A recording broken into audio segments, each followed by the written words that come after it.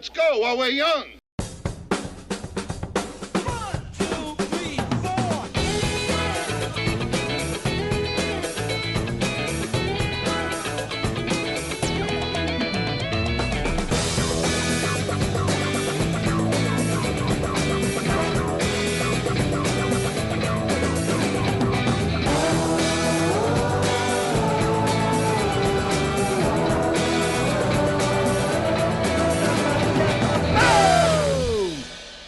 Drink and take a seat. You're in the back room. Life is a cabaret, old chum. Come to the cabaret. I'd have made a badass Sally Bowles. I think I'm past my window, though. I'll talk to our guest about that. I think I might be able to squeak that out. That's right. Theater references, baby. Yeah. We're fucking getting nuts tonight. Woo! It's Sunday, 7 o'clock. There's only one place to be. That's right, the Backroom Show. Hey, I'm your old pal, Gary Williams. If you're new here, yeah, this is that kind of show. It's a little weird. If you're looking for like some sort of like, tell me more about it. It's turn the dial. Dial, that means. All right, we have a fun freaking show today. Perhaps our best looking show. I don't know, our guests, each of them, a solid 8.5 in Pennsylvania. Not bad. Not too bad.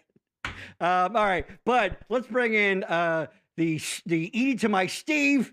You know him. You love him. Please, a big Backroom Show. Hug and kiss. What? Michael Colby. There he is. Michael Colby, by the way, still needs a fucking lower third. Your new pal. That's it. You've been with the show so long now. And I've never changed your lower third. We need to change it. How about like, hey, don't talk about his mama. How about that? How about my hands have smelled like garlic for a week and I don't know why. I was going to say, what's going on there? I'm smelling my hands because I haven't chopped garlic in like a week. Right. But my hand still smells like it. Okay, here's one important thing maybe you should look into. Did you wash your hands?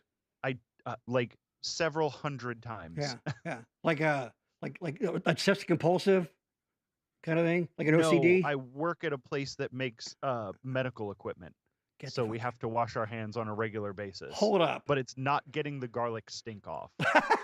So what kind of medical equipment? Eye surgery. Okay, so anybody, if you get some sort of eye surgery in the next few weeks, and you go, they would follow up and they go, how's everything? You go, fine, but this fucking lingering smell of garlic, like that's what's going on there. From. That's what's going on there. Terrible. So what would you like for a lower third? Don't talk about my mama. That's a good one, right? Hi guys, Courtney. Mama? Courtney can't see you on YouTube yet. Oh, I can see it on YouTube. Oh, yeah, it should be going okay on my end. Courtney, get your shit together. Get your shit together, Courtney. Get your fucking shit together, Courtney. Now, Courtney is one of our most one of our bestest regular viewers and a guest on this show a couple episodes ago. Well, now I got to open up YouTube and just to make sure everything's okay. Because Courtney, is anybody else watch Lady Poopington? I'm on YouTube, and everything all good, Lady Poopington. Obviously, if you're saying that, yes. I don't know, Courtney. I don't know what goes on. I know that all good. Here we go. Look at this. Jack Billings in the house. Oh, that's you. Is that you? That's me. Oh, that's you. Hey, Richard. There he is. I see him on YouTube. Hey, Richard. I haven't seen you for a while. I guess you're working third shift now or something like that. It's nice of you to take your time out.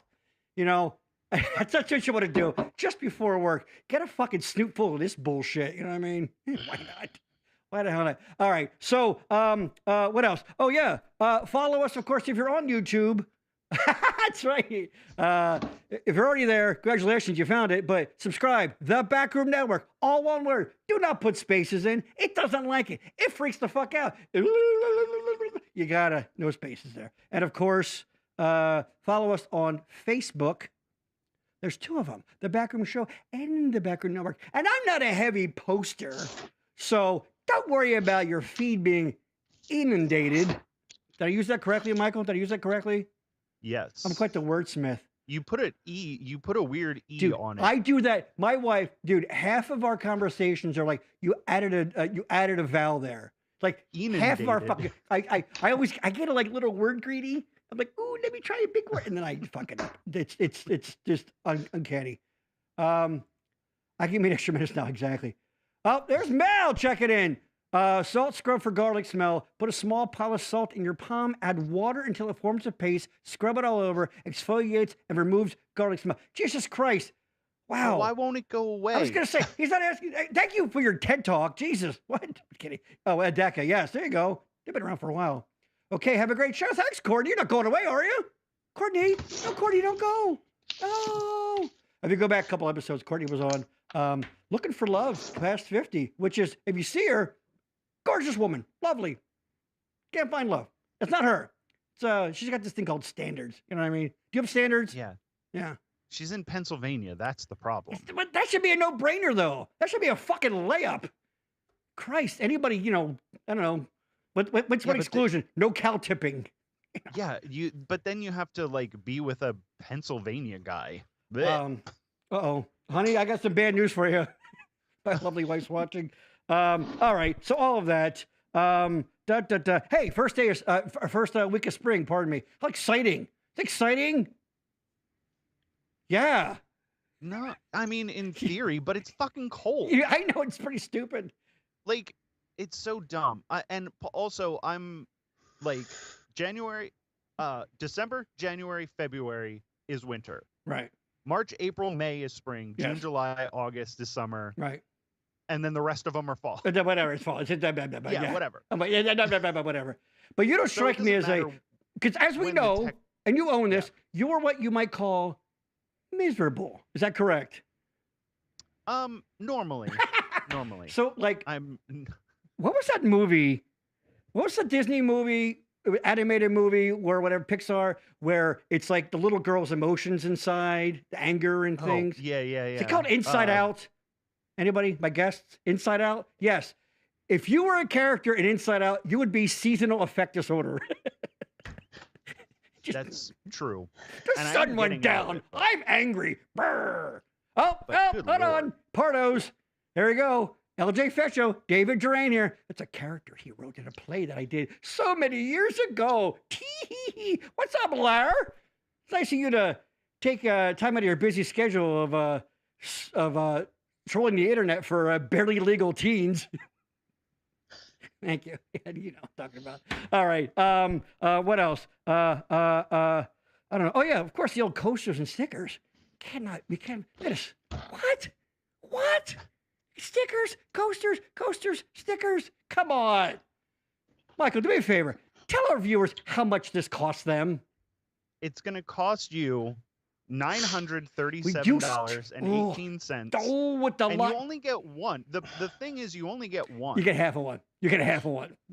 You're Thanks, Biden. Thanks a lot, Biden. Biden made coasters and stickers expensive. Presidents control the price of stickers. It costs so much to get garbage shipped to your house. Yeah, so much garbage. It costs you nothing. Free. It costs me money. I got to keep this guy in fucking... I'm putting Michael through rehab right now. That costs money. But just go here. Here's what you got to do. See that email? Gary@backroomnetwork.com or my phone number. Don't fucking call. It's 2025. Text, please. 610-698-5878. And just say, hey, yo, I would like some of your swag. And I will send it your very way via the United States Postal System. If Doge hasn't cut it yet. That's going well. Okay, Larry, wow. Oh, wow. What's up, Larry? Wow. Yeah, wow. Like I was wrong. So do that. I think that's about it. We have an exciting show. Oh yeah, our next in 2 weeks. Oh boy. You know, if you just want to skip this week's show, it's okay. You know, they're okay, these guests. But 2 weeks from now, I'm kidding. 2 weeks from now, join us. She's been on before. She's amazing. The lovely Kim from Vujade. They are a very popular regional band. She's lovely. She's talented. She's going to sing a couple of songs that a cappella. She's funny. Excuse me, I'm burpy. And she went to Owen J. Roberts. So what's going to be more exciting than that? Right, exactly. So join us in 2 weeks. And then after that, we're going to take a short little hiatus because I've got some technical things that I've got to update. i.e. Skype is ending, so I have to figure out how to get people back in here without showing any displays. But we'll work on that. I think Teams might be the answer for that. We'll see. I can't think believe that's you're gonna that. make me install Teams onto my fucking You don't have to. You computer. don't have to. Yeah, apparently you can send a link out. Like I don't fucking. I'm working on it. Oh, listen, Mister, fucking got shit going on. All right. You and me, we look like every guy that stormed the Capitol on January 6th. Look at us. Look at us. My God, it's terrible. You know what's wrong with America? God, that fucking guy. Let me take a shit on Nancy Pelosi's desk. I took a dookie right on Sheldon White House. Fuck you know, Christ, fucking people. Look, we're not going to get political today. No. I have had it because the shit that this administration is doing. Yes. If like the Obama administration would have done the same thing, these fucking people that are like, oh yeah, this is great, get all this corruption out of the government, would be flipping the fuck out. But because it's their guy that they like, it's fine. And it's driving me fucking nuts. Substitute Elon Musk for George Soros. I love how they say it. George Soros. You know what George Soros is code for, right? Jewish. Yeah, Jews. The Jews. They're coming. So do that, and they'd lose their fucking minds. They go, absolute minds. Let the guy whose dad made money off of apartheid, let him decide who. No, fuck you. Yeah. All right. Keep it cool. My friend loves Teams. Yeah, I bet they do. Mel, I keep wanting to ask. Is the corruption in the room with us now? Exactly. Yes, exactly. Is it there now? Is the corruption? Yeah, where's the corruption? Exactly. All right. That's it. It's National Puppy Day, so yay to that. One of those made up fucking internet holidays, but that's fun. That's it. Okay, so today, holy shit, strap in. Jesus Christ. Do you like talented, funny, interesting people? We'll come back in 2 weeks. But today, shots fired. That fun laugh you hear? It's one of our guests today. All right, we've got some friends of mine are doing, let me cut to this. They're doing a cabaret show in New York. You've seen them on this very program before. It's the Pardos. They're known collectively as, in fact, you guys should just bill yourselves as the Pardos. Right? There you go. There's a little poster. They have like 4 alternate ones. Because why choose one this day and age? I love this one. This one. Yeah, that's my favorite she's like, one. take the, Chrissy's like, take the fucking picture. Take the fucking picture.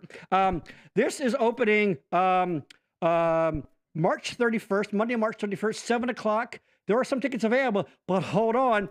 Pump the brakes, because I'm not going to forget this. It's going to be the live stream. Fuck yeah. Gary, I'd love to go see the show, but I can't be in New York on that day. Well, worry not, young viewer. You can live stream it and watch it from the comfort of your home. Why am I acting like I'm getting something wrong? Michael's in fucking shock.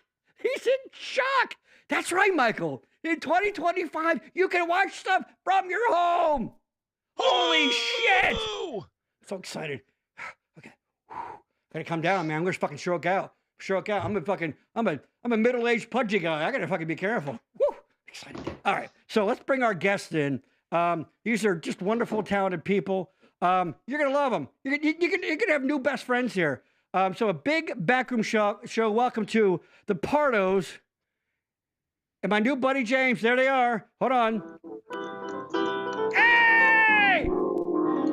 Hi, everybody. There we go. Hold on. We have Dan and Chrissy and Dan Pardo from Dreams Don't Come True in Pennsylvania. We'll be talking about that title. And of course, my new pal. James, we're pals now, right? Yeah, I would give you a kidney. Oh, hold on. His feed's going in and out. We'll deal with that. James Beaman, director of Dreams Don't Come True in Pennsylvania. I keep wanting to say, of course, where's that? There you go. Of course, I want to say Philadelphia because it's always sunny, because that's where my brain goes. But you know, I was that part of the thing? Were you kind of going for a play on that at all, or not even kind of? It was originally a play on Pennsylvania or Virginia's for Lovers, because I've always said that Pennsylvania's for lovers because we have blue ball and intercourse, and I happen to be from a place that's right next to Haycock Township, So Right. for me, I always used to say, actually, Virginia's not for lovers. Pennsylvania's for lovers. That's a good but not fucking for point. That's a good point. And- Although, you know what, if you're trying, and of course, we can't forget Bird in Hand. You know, Of if you course. skip intercourse and you have blue ball, you go to Bird in Hand. Exactly, right? But you don't go to Virginville. But you don't go. Actually, we were driving through PA on the way back from like Oh, Roanoke, Virginia, and gosh. we found our favorite The best one. Pennsylvania city name, Bring it. Charlottesville. Say it again. Charlottesville is a great one. Charlottesville. Short. What? Chortlesville. Charlotte. Oh, to short, as in to short your pants, your pantaloons. Yes, this place stinks. Ba-da-ba-ba-da-ba. Hold on.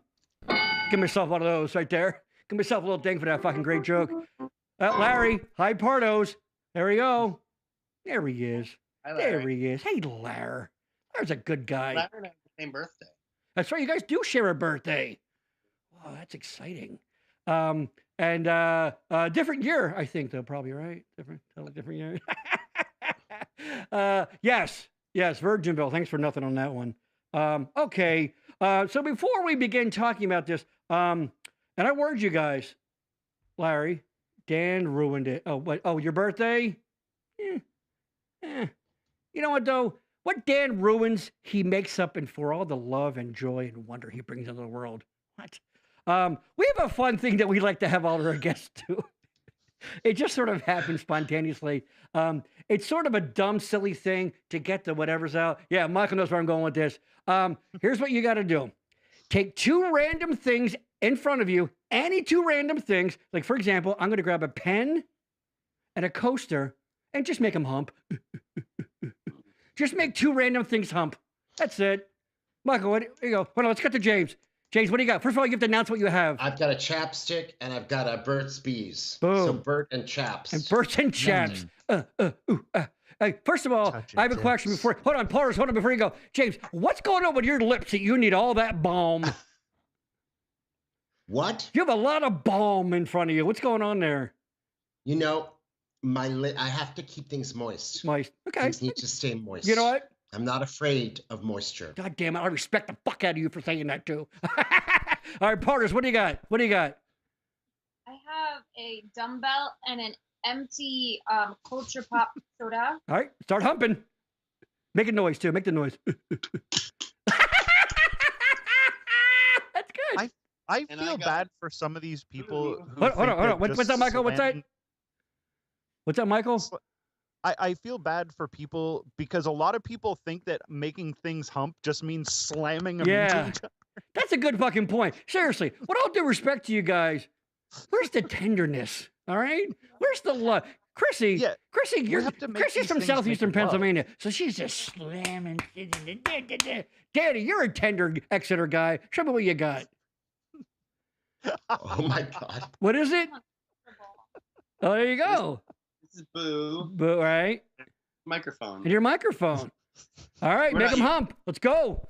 Let's get it on. Ow, yeah. Oh, yeah. Yep. All right. Got that out of the way. Yeah. You've never been on a show like this, have you, James? No, exactly. We make people. No, but this is the first time for everything. I love how apolitical you guys were in your opener. You were very apolitical. We're not going to talk about politics here, but Couldn't help it. You know, it's a bad time. It's a bad time. We'll talk about that. We had our little test call on Friday, and we were talking about, joking about the Kennedy Center and what it's going to morph into. You know, God, hey everybody, Hulk Hogan comes out, fucking rips off his shirt. You know, playing fucking Curly in Oklahoma. Yeah, you know, some bullshit like that. Fucking assholes. Roop, check it in. Just finished up working on my church tunes. Yes, Roop is one of my best friends in the world. He's a bass player who used to play in like rock bands. Now he plays at his church. It's fun. Didn't want to miss the random humping, of course. Larry, gaffer, tape, and brush. That's good. Well, those are good things. See, and Larry's a seasoned vet, so Larry wouldn't just smash shit together. Larry would ask it for ID to make sure it's good to go. I'm kidding, Larry. Oh, Larry, I kid you. You creep you. All right, we're here. Oh, by the way, before we start, moment of silence for George Foreman. See, George Foreman died. God bless George Foreman. Yeah, God bless. Apparently, they are going to bury him in a gigantic, lean, mean, fat-reducing grilling machine. So that may or may not be true. Can you imagine that? It just folded up. I would like to And eat the part of grease George slides Foreman. off Yeah, it just slides right off. into the Grease little slide. trough. Michael, hit it again. I want to hear that. I said I would like to eat part of George Foreman. Okay. Tell me you fucking wouldn't. If the opportunity presented itself to eat a little bit of George Foreman, like you wouldn't fucking do it. James, would you eat a little bit of George Foreman? He'd have to buy me dinner first. Oh, come on. He's dead, though. He's dead. Well, so he'd have to buy you him, right? Here's $20. Eat me. I don't like eating dead things. It's against my religion. All right, fair enough. Pardos, would you eat a little bit of George Foreman? And Dan, let's assume it's kosher, okay? Let's just assume the rabbi came and blessed it. Would you eat it? I've had weirder things. There you go. I haven't. And I haven't. Well, you got married. It's kind of weird. All right. All right. So we are here to talk about your upcoming, as I said in the intro, the Pardos here, the lovely husband and wife, they are the co-writers, stars, performers, and James is the wonderful director, co-collaborator, fill in the blanks, whatever. So the show is called Dreams Don't Come True in Pennsylvania. It's playing Monday, March 31st, 7 o'clock at the Chelsea Table and Stage. And as I mentioned, hold up, and I'll show you everybody the link. And I will put the link in the Facebook page, all that stuff. Will be live streamed. So no excuses. No, all you Genesis Reading Theater people who are like, oh, I wanted to see it, but I couldn't. Bullshit. Exactly. So, all right. So let's, whoever wants to start, let's talk about the origin of the show idea and the title, which I have a little bit of a problem with because sometimes, let's be honest, sometimes dreams do come true in Pennsylvania. And I'll give you an example. In 2008, the Phillies won the World Series. Boom. really? I'm a Pennsylvania guy. I met world-renowned director James Beaman, right? And I built my vast media empire. And by the way, all in this wonderful Commonwealth. Michael, have you had dreams come true in Pennsylvania? No. Nary a one? Never. This is why you're the A best in single the one. business. Hey, Michael, talk. No. All right. Yes, and Yes, and. Yeah, look, sometimes you have to know. Like, I'm sorry. I'm a yes-ander. Gary, you know this. I know you are. But You're very good at sometimes it. you have to know. Yeah, you have to just say no. Something that a dream that did come true is that you co-created Jack Billings Presents King of the Big House, an audio It's podcast. true. I guess I do love podcasts. Of course you do. Anywhere, we'll talk about that at the end, but anywhere you get yourself an audio podcast, it's a funny scripted comedy podcast. All right, Pardos and James. Oh, that sounds like a wine cooler. Wow, it's fun. Let's talk about the genesis, the origin of the show, and the name. Begin. I think the first major caveat is both that Chrissy and I have a deep love of Pennsylvania. Oh yeah. This is not a show to shit on our hometowns Right. or, like if we have a mutual friend who's from Philly and she'll be at the show next Monday. And, she's been in the city for years and we don't begrudge her for that, but she's a Mets fan. I don't care how long you've Hold been in on. the city. Whoa. All right, go ahead. Continue. All right. She's Right. watching now too. What's her Okay, name? it's- Do you want to say her name? Those. Can we say But, her name, please? No, we're against cyberbullying. Yeah, well, tough shit. You come to the wrong place. You know what? I draw the line at fucking Mets fans. Really? Exactly. Why don't you kiss my Mookie Wilson? All right, go ahead. Continue. Go ahead. But that's just to say that we definitely have a sense of pride and loyalty to where we're from. Yeah, absolutely. It's just, I think, been an acknowledgement that while that is true, B is also true. Yeah, Right. we always loved, like, there were certain things we loved about PA. We really loved a lot of the values we have. because I feel like people, from other places, especially like out west, where it's like perpetual springtime and they've never had problems in their lives, they just have very different values than like Pennsylvanians, who are used to like working hard and sacrifice and stuff like that, and showing up for each other. Like that's a big one. And barn raisings. Mm-hmm. So we used to host this weekly meatball dinner in Brooklyn when we lived there, and we were like open invite. We just put it on Facebook. We're like open invite, and the only people who ever came were people from Pennsylvania. That's funny. Who were like visiting for a day or two. It's like, oh, we'll be in town that day. Right. Because that's like a PA thing. It's like, hey, we're just having dinner on a Monday. Yeah. Stop by. And for some reason, people here don't really get that. Right. Yeah. Yeah. I of course, and I'm teasing. I never assumed it was any kind of bash thing. It's one of those things. It's one of those, like, you have to love something to be able to like pick on it. Exactly. It's like, you can't pick on my brother. Only I can pick on my brother, kind of thing. Absolutely, of course.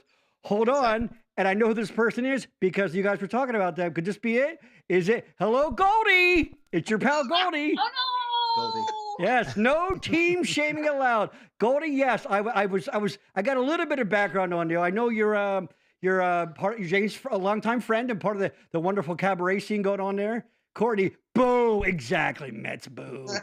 I take enough crap from my brother about that. I think I figured out who the Mets fan is. I've done my I put on my Hardy's Boys fucking thinking cap here, but she says go Birds. There you go. All right. According to Phillies. There you go. Yes, I will be at the Pardo show. Can't wait. Hell yes. My lovely wife and I will be sitting in the living room, streaming it, going, yay, and clapping, all that. So James, how about you? What is, because you are, give us a little bit of background on you, because you and I are what I like to call new friends. And you come from Pennsylvania via Boston and all kind of things. So, and then tell us how you sort of, landed to this point to hook up with the Pardos on this show.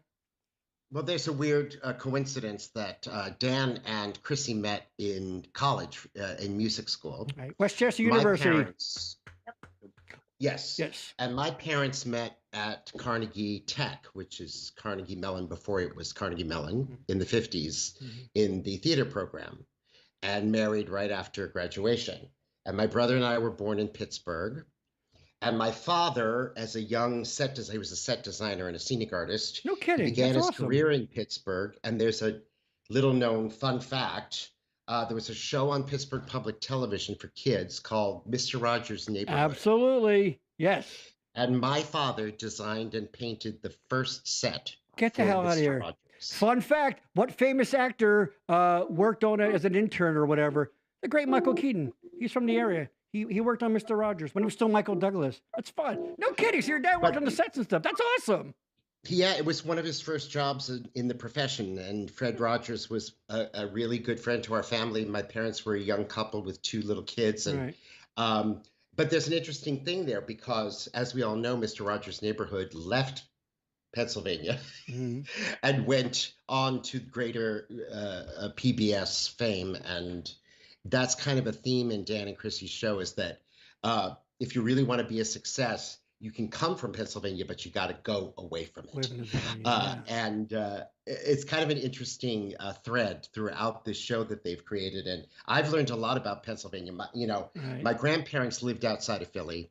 So when we were kids, we used to drive the 8 hours from Boston, where I actually grew up, and visit my grandparents out there and my cousins who lived in Springfield. So I have a lot of childhood stuff in Pennsylvania. Now, do you know what apple butter is, though? That's very important. Of course. Okay, just checking. If they have to distill it down to one Pennsylvania thing. Michael, what would you say is a distinctly Pennsylvania thing? Tasty cakes. There you go. It's not bad. Tasty cakes. Yeah. Tasty cakes is a really good one. I was actually just talking about tasty It's cakes. not fucking bad. Butterscotch crimpets, baby. Yes. Oh, I love They're- crumpet. Yeah. I guess everybody has their local thing, but let's be honest. What kind of good cakes is Cleveland putting out? You know what I mean? The tasty cakes are the only ones of those packaged cupcake things that don't taste like shit. Yes. The cupcakes are fantastic. Does anyone remember when Turkey Hill was making tasty cake ice cream like 10 years ago? Yes. Oh, They were making tasty cake chocolate cupcake ice cream, Yeah. and they had a candy cake one too. Yeah, the peanut butter candy cake one was the best ice cream. There's a dairy 15-ish miles up called Wayhar Farms. If you ever happen to be, Dan, when you're back in the area, shoot up there. They've got that ice cream. They make their own stuff. And they've got the peanut butter candy cakes. You know, whatever the hell it is, the candy cake stuff. Yeah. Oh, like they take the actual tasty cakes and make it in house. Fuck yeah, they do, Dan. Oh, that sounds. Fuck yeah, they do. They don't fuck around, dude. Hell yeah. Goldie Scrapple. There you go. That's right. That is very. Yeah. Scrapple, Very yes. Maybe two Pennsylvania. little two Pennsylvania. Hey, you're gonna start a fight there.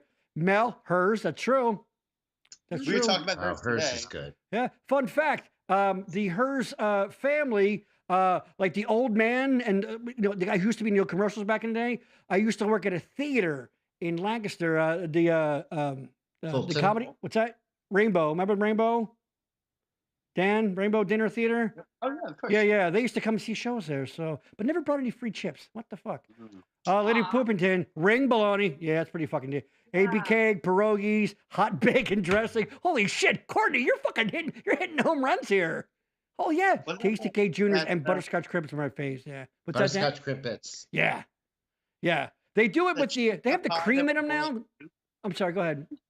That chicken pot pie that was really just soup. That's like a Burke's. No, you got the wrong one. See, I'll die on this hill. Of course, chicken pie is the one with the crust. So people call that pot pie, but let's toss that the fuck out. All right. Chicken pot pie is noodles and all that stuff. If it's wet, too wet, that's not pot pie, dude. You're having chicken fat noodle soup. Chicken pot pie is like a stew. It's thick and delicious. Get some from Spring Glen. It's like a brand, but it's pretty fucking good. So how dare you, young Chicken Carter. fat noodle soup is a good name for a band. 2, 3, 4. Exactly. Larry, soft pretzels. That's true. Yeah, but that's kind of a New York thing too, though. That's a New York thing. Yeah. Yeah. Hey, Patty, check it in. Foss nuts. Knots. There you Mhm, go. The What's worst that? donuts. What's that? Exactly. You don't know what it is? Exactly. They're Uh, the Those worst fucking large donuts you'll ever eat. On Fat Tuesday. Hold It's on. like Pennsylvania Mardi Gras. We just eat donuts. Yes. Sorry, Chrissy was kind of, we had a little crosstalk there. Say that again, Chrissy. What it is? So a flash knot is basically a lard donut. Right. Like instead of like butter or whatever fat, they're made with lard. They're Mhm. fried, and you eat them on Fat Tuesday, the day before Lent starts. It's it's all tied in with all of that. Exactly. People in New Orleans do Mardi Gras. People up here and whatever. And Michael, please take it because I'm with you on this.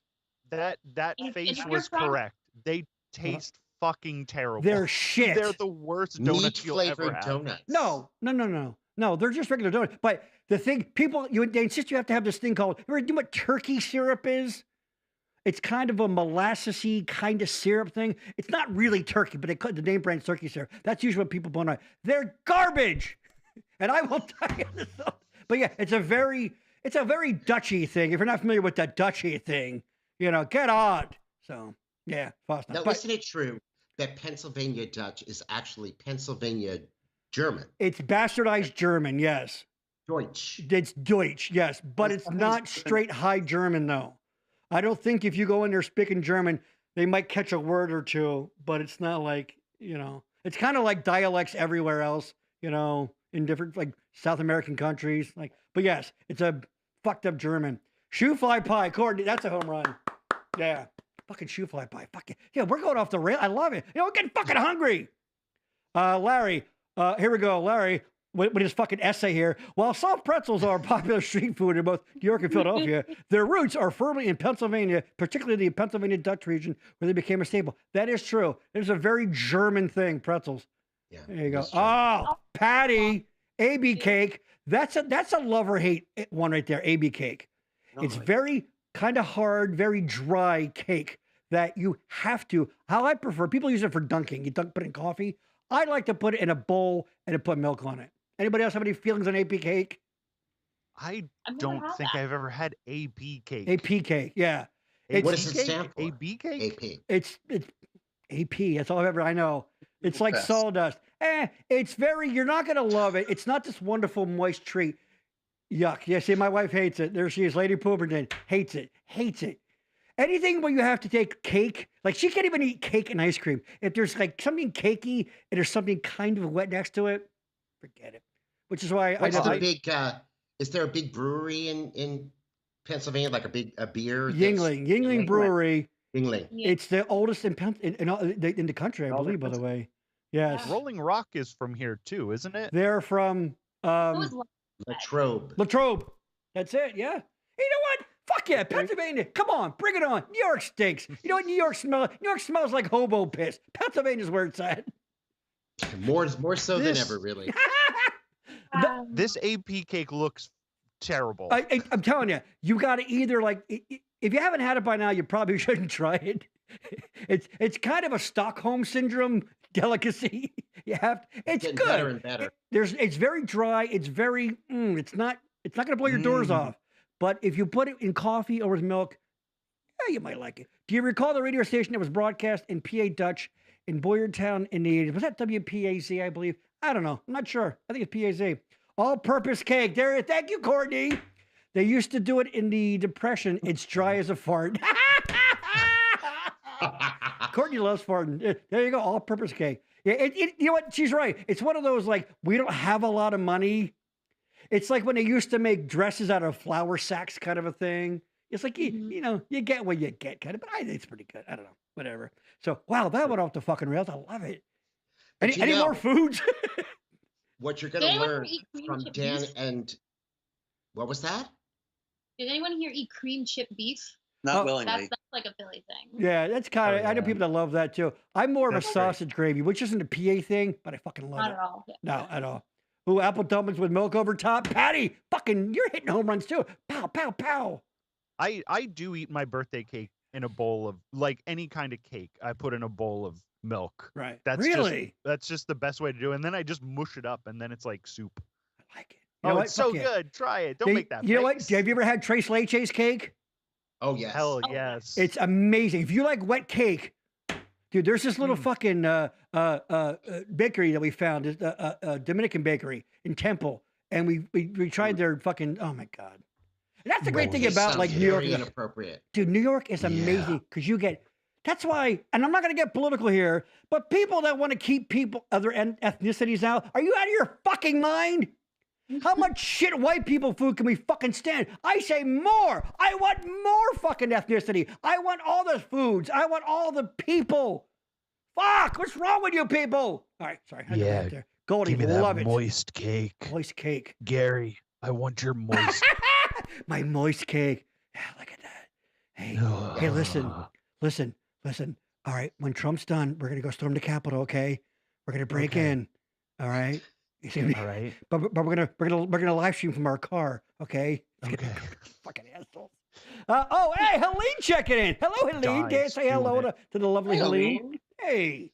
SOS, shit on the shingle. That's the chip beef on, cream chip beef. Oh, that's right, the chip beef. Yep. Yeah, that's good stuff. We'll never eat scrapple, but love cream chip beef, otherwise known as SOS. There you go, Courtney, same thing. Ooh, what is a famous television show from the 70s that was set in Philadelphia? Oh, you were talking about this in our rehearsal. What was it? And this was a hit show? It was, yeah. Was it a sitcom? It was. What the fuck? It was about a hardworking waitress who falls in love with a millionaire. It was called Angie. Oh, with Donna Pescow. Donna Pescow from Saturday Night Fever. Right? And this was a hit show? Yeah, you know who played? Hey, who played her mother? Who played her mother? I forget who played Doris Roberts. Name who ended up being on Raymond. Doris Roberts. Raymond. The lovely Doris Roberts. There you go. Doris Roberts. Correct. See? By the way, everybody, there's a show coming up in New York. It's called I love this. We're having fun. Yes. All right. What else are we gonna do here? All right. So again. Did we really get James? Tell me more about your feelings about the show and the origin of it, and the like you said, they were talking. Of course, it's a Valentine to their Pennsylvania roots and all that. Oh, they're still here, right? Yeah, there it goes. In and out. By the way, they're blinking in and out. So stick with us. This show is so many things. You know, we call it a cabaret because it's in a cabaret room, but really this is like a happening. It's like being in Dan and Chrissy's enormous, beautiful living room with a 4-piece band and backup singers. That's fun. And they're so incredibly multi-talented, and they're so, both of them, so what I've learned about Pennsylvanians from these people is they play themselves down. They're very low key, they're very modest, they don't like toot their own horn, and then they come out and they can sing. Chrissy can sing in any style. Yes. She sings opera in this thing. She sings David Bowie. She sings Pink. She sings musical theater. All of it to blow your hair back. Right. And they do classical. She plays classical flute with Dan on the piano, and Dan is a virtuoso pianist, musical director. He sings. I have been lucky like enough I've to never watch heard him Dan before. playing piano since the 90s. It's incredible. Yeah. I mean, there's everything in this. There's Irish step dancing in this. What? Yeah. Yes. And what's funny, I believe, correct me if I'm wrong, between the two of you, not a hint of Irish in you, right? Oh no. Actually, I am 50% Irish. If you could, because like, especially in the Philadelphia area, like everyone is at least part Irish. I'm 50%. My dad is like a second generation Irish American Philadelphian from Germantown, of all places. Right. His grandparents on his dad's side both came over in like the early 1900s, and then his mother is actually from Ireland. She was a war bride that my grandfather. What was I wrong? Yeah, so I'm half Irish, and then if you have an Irish grandmother, you can actually get citizenship. So I'm actually a citizen of Ireland. Get the hell out of here! And so a lovely half Filipina. So there you go. Yeah. So you got a little bit of the Imelda Marcos in you. Remember her? You guys are too young to get that reference. Imelda Marcos. Remember her with all the shoes, James? Oh, of course. Yeah. Are you kidding? Yes. She She was the Ava Perón of the Philippines. Don't cry for me, Manila. Oh, yeah. Oh, yeah. Yeah, that's funny. Oh, hold on. Well, Ireland has a plague on it now because Rosie O'Donnell moved there. Yes. Yeah, she had enough. She took, I'm sorry, Ireland, that you have to do. Yeah. And whatever you do not let her babysit your kids, okay? Because it gets kind of weird. So I'm just saying. She's trying to present. I watched her on an Irish talk show, right, talking about the reasons why she moved to Ireland, right, because she thinks that Trump has a personal vendetta against her and he's going to like disappear her. Or something. I met Rosie O'Donnell twice. Right. At the beginning of her career, she was on Broadway doing Grease. Right. And I was in a show off Broadway, and I bowled with the Broadway Bowling League, and all the shows had a team. That's cool. And I bowled with Rosie O'Donnell twice. Right. And she's the most crass, loudmouth, obnoxious, profane, low-class person I've ever met. Hi, I'm Gary. Nice to meet you. Wow. I remember she joined the later seasons of Give Me a Break for some reason. Remember that? Remember the show Give Me a Break with Nell Carter? Yeah. Well, I do. No, I'm alone on an island here. Rosie O'Donnell was the closeted Ellen DeGeneres. Yes. Well, there you go. Pretending to have a crush on Tom Cruise, which I thought was kind of funny. I believe everyone knew she was a big lesbian. I believe the term cutie patootie is what she would use all the time. That's why you know what? I think James is moving into like my new favorite friend because for some reason we're fucking trashing Rosie O'Donnell and I'm here for it. Fuck it. Rosie O'Donnell is not a nice person. So every day with my sister after school, I was obsessed with it. Yeah. She's also worth $80 million, so she can pretty much do whatever she wants. Yeah, she did present a lot of theater people on the show. It's kind of cool. But she did do that. Remember she had Tom Selleck on? That didn't go well. They were talking about guns and the NRA and all that. Oh yeah, it's great. Oh yeah, they're fucking jawing at each other. Tom, fucking Magnum's there just trying to be cool, and he's getting yelled at by this fucking angry Irish broad over. All right, it's like whatever. It's fucking great. All right, so let's talk about now. We said this is a cabaret show for these sort of uninitiated. Tell us wait. By definition, when you think cabaret is because cabaret, it's not exactly a show. It's not quite a concert. It's not quite a monologue. It's not quite stand up. But in a way, it's kind of like all of that too, you know?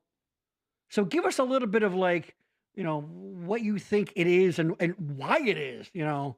Like what niche did it fill that was missing from any other sort of mainstream entertainment? Well, it's interesting because when we approached James about the idea, we just wanted to do kind of a set of songs that were either about Pennsylvania or, you know, featured. Actually, it's basically the same set list that we have now, but it was we were describing it to him over lunch, and he said, "That sounds like a concert. What makes this about you?" Right. Yeah, And where's the personal connection to all this? And that's probably the main difference between a cabaret and a concert. It's where you take songs from various different sources, whether they're popular songs or musical theater songs, Right. and kind of put them together with a cohesive theme that comes from like a personal place. And that, to me, is what cabaret is. Mhm. For example, our friend Goldie, who was just chiming in, Go away. we just had the last engagement of a Anthony Newley tribute, Right. and the reason why it's so exciting, or it has been so exciting over maybe 5 performances or so in the city, was that because her husband Paul was a radio booker who, through that personal connection, became friends with Tony, and therefore Goldie, you know, was close with him the last 9 years of her life. So Right. it was celebrating his music, but also about that point in Tony's life and what it meant to Goldie at the time, and looking back since. So, you know, in a lot of our reviews, it's kind of contextualized the impact for the audience because of that personal touch. And we're hoping that with both growing up in Southeast Pennsylvania, Right. both coming to New York to find something more and kind of dreaming of what our potential as performers could be, Right. but without losing sight of who we are or where we came from, Right. and Well, how that's shaped. Let me jump in here. One, to hell with you with your name dropping Tony, okay, Mr. Fancy Man. You know, when we're talking about Tony. That is what. Oh, you're such an Goldie, ass. Oh, you're such a kiss. You're such an asshole, Dan. Ugh. I'm teasing. I'm kidding. But second, was there any, and I mean this in a good way, was there any, like, because I know you're, you know, obviously anybody in New York who's trying to make a life in the arts, like, was it out of like, I got to get something out? Because I've always found like anger and like, I'll show you, has always been a wonderful, wonderful fuel for being creative. You know, I'm funny when I'm angry, whatever. I mean, was there any, I'll show somebody to that, some of it to that? You know, honestly, since coming back from the pandemic, the theater industry, you know, even on Broadway, it just hasn't quite come back yet. Everyone is like, even people who are very used to working all the time are like, where are the auditions? What is happening? So for people like me who don't work all the time, that means like absolutely nothing is happening. Like, I know Broadway veterans that are out of work. So after, you know, dealing with like 3 years of this, and, you know, I spend, you know, a big chunk of my time like working for a catering company, I was like, I need to pursue something that is worthwhile to me, something that will, you know, help improve me as a performer, something that will give some sort of value to the world that isn't, you know, picking up garbage at parties like I do for my catering company. And that's when I was like, all right, this is the year. We're just gonna do it. We're finally gonna just do something, because I've waited long enough for things to come back that maybe there just aren't, and we're gonna have to do something. Right. Yeah, you hear that a lot about people, about, you know, sometimes you got to just make your own opportunities. By the way, for example, you're on it, you know, you're on it. Exactly. Yeah, that's true. Tracy, good evening, folks. There you go. Hi, Tracy, check it in. Tracy's a wonderful regular viewer too. Saying hi to Tracy. Yes. So let's get back, James. You're sort of the you're the grizzled veteran in this group, right? And I mean that with nothing but affection. Talk about a little bit about the scene and like a little history of it. I mean, as long as there's people performing, has there been, you know? Well, cabaret was what brought me to New York, and the reason why cabaret can be very exciting, and I think it's having a resurgence now, is that it's possible for an individual performer without much money to get on a stage in New York City and do their own work. And these venues have sort of a built-in audience. They have built-in technical support, and it's a way to it's sort of a ready-made venue, and you can create what you want to create and present it. It takes a lot of hustling. It takes a lot of work.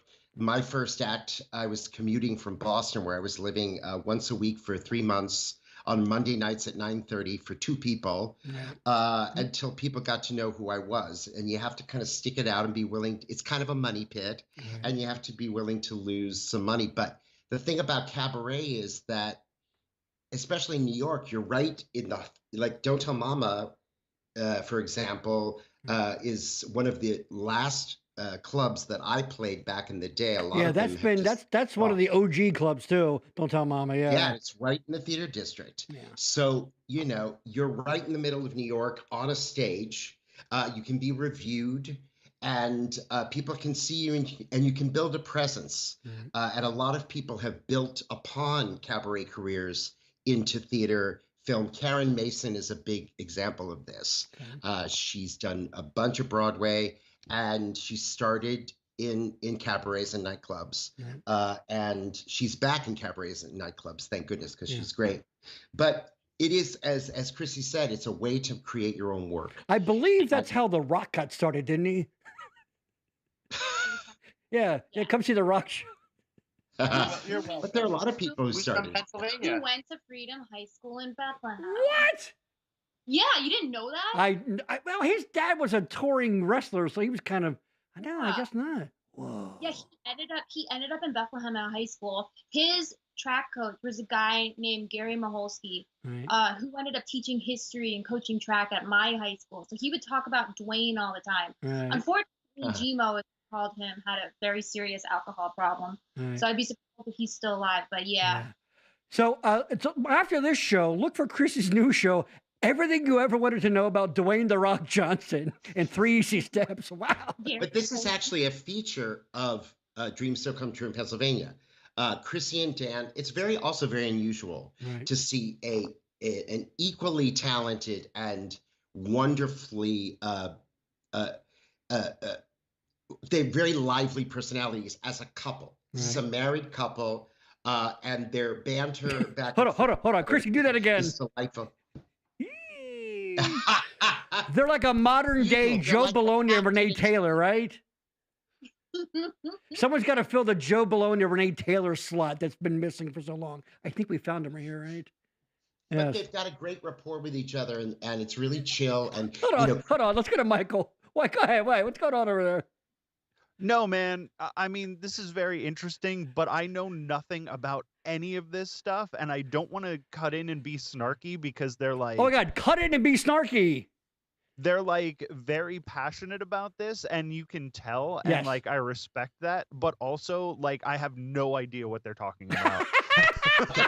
So let me give you a sense of this. There you go. What this is this, because Chrissy said to me at our first meeting, she's like, she's really allergic to the like cabaret taint, where it's sort of like, and then I did this, and then I did that, and hey, singing a song. She's very grounded, down to earth. She wanted something intimate that felt like real and unpretentious. So it's kind of like seeing a set with 2 terrific singer musicians and their band, and hanging with them for a while, and there's a conversation going on about Pennsylvania. Chrissy is giving you all the trivia you would ever want to know about famous people and famous songs and famous events that came out of Pennsylvania. But in the midst of it all is kind of a concert. It's kind of a really chill, it's like seeing a band in a small venue, and there's a variety of styles of music that you get to enjoy, and it's all tied to their personal story. Now, so I got to ask, is there comic banter? Like a little bit. I want comic banter. We're reworking the beginning of the show, and we're talking about our various Come back, James. hometowns and their claims to fame. Oh yeah, we have some new patter, Jamie. Yeah, so we Oh, he's still there. He is. Growing up in the '90s in Upper Bucks County, Right. as the newspaper called it, one of the most remote regions of Bucks County. They didn't even name a town because that's how much it didn't matter. Right.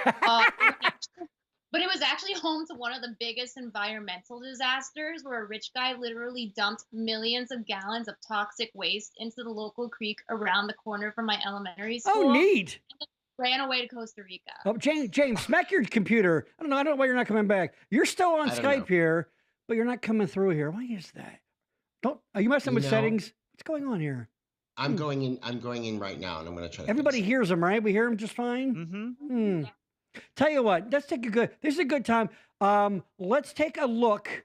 You guys put up a clip, a short little, and then we'll have them do a song live too. But we're going to show a little clip that Dan put up. What's that? That Dan put up of them rehearsing the show. All right. So let's cut to that. Here we go. Okay.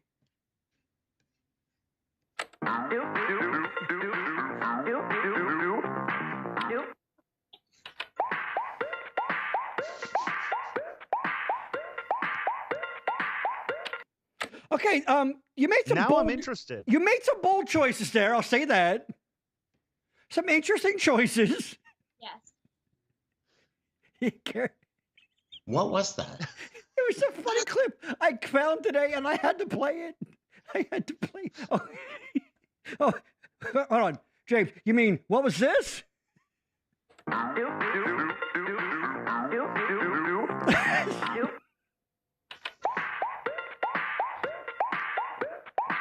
Okay. That's it. That's what it was. You know what that reminds me of? Do you remember Trilogy of Terror with Karen Black? I know. Was that the little doll? The little doll. Where are you? Why are you? You're here, but you're not. I don't know why I don't know what I'm this voice now. Oh. Pay no attention. Well, we know you're here. Hold on. Let me go to this. I don't know. Oh, I know. Here's what's going on here. For some reason, I got it. I know what's going on here. I know exactly what's going on here. Okay. There was some sort of little glitch. You're going to see. Nope, that's Michael. I have to pick until we find the right one here. Not that one. Hold on. We're getting close. That's the Pardos again. Hold on. Now that's entertaining. Come on. Come on. There he is. There he is. Oh, it was looking handsome. Gary's End. Exactly. All right. So I had to play that. Interesting choices and bold choices you made there. Having the little Indian midget guy. All right. No, this is really everybody. All right. Here we go. Oh, damn it. Where'd it go? It was fine earlier. There it is. Okay. Hold on. There we go. Okay. Let's cut to the lovely Dan on piano, the lovely Mrs. Pardo. And there we go. We go back to that. They're doing Young American.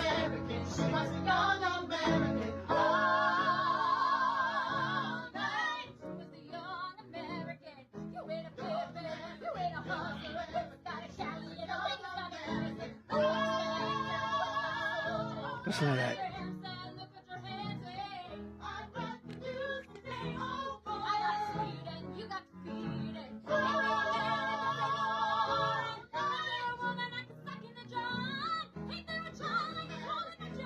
Go ahead, girl. Get it.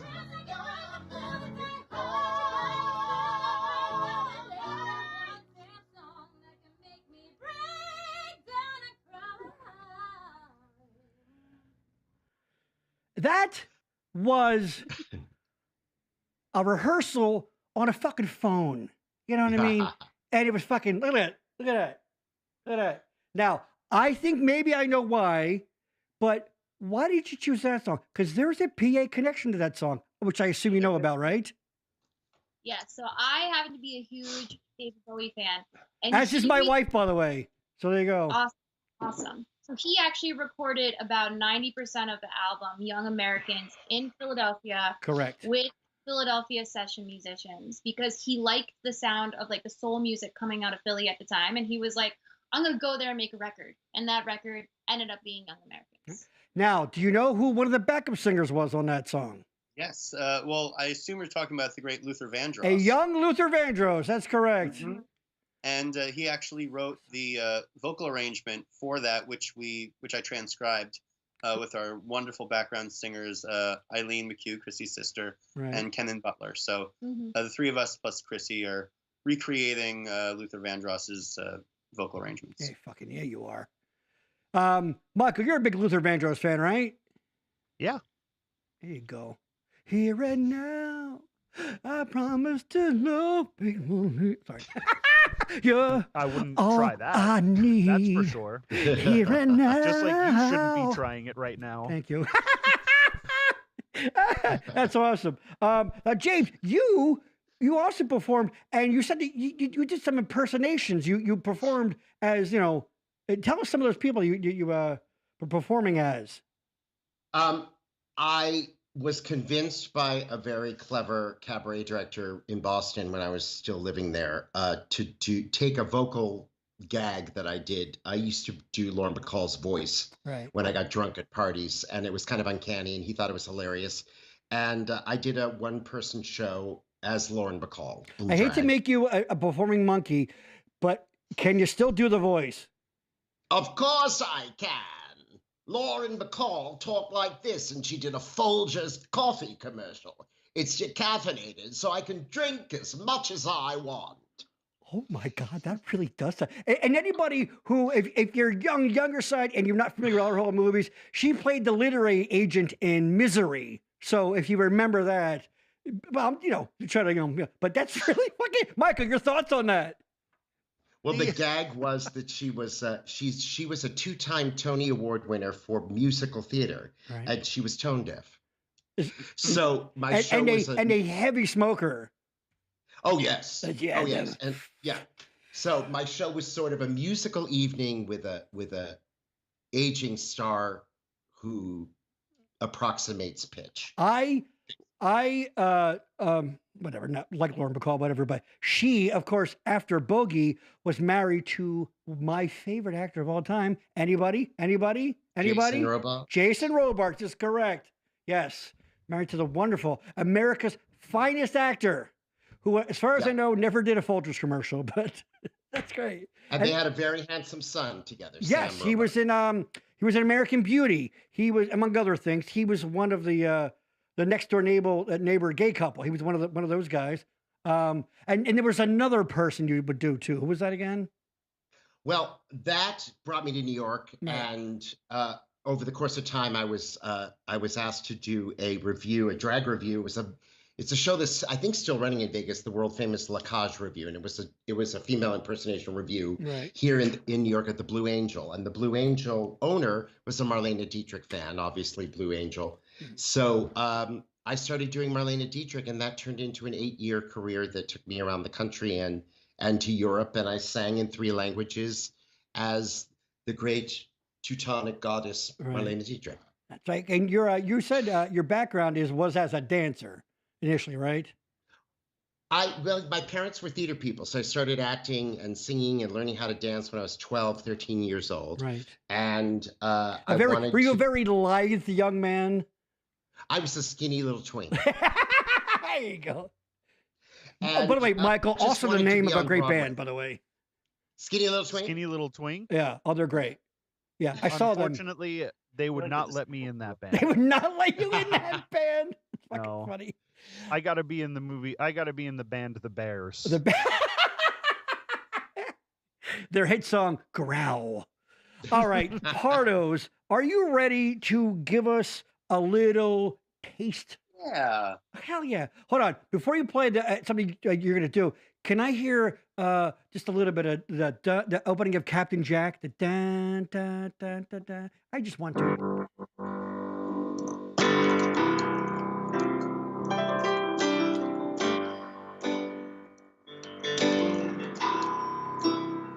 That sounds more like I love these days. Wait a minute. Are you sure?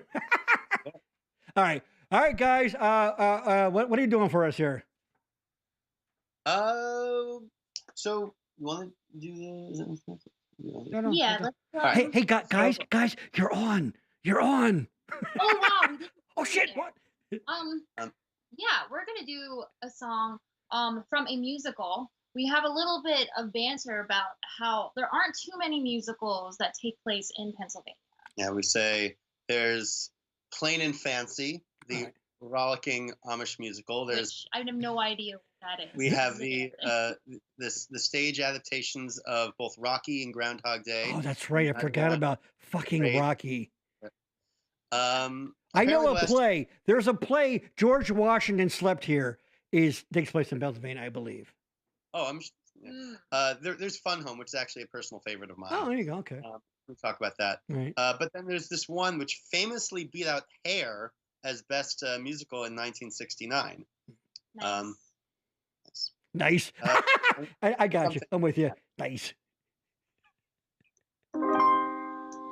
Oh, he never speaks his passions, he never speaks his views, whereas other men speak volumes, the man I love speaks. In truth, I can't recall being moved with words at all, even now.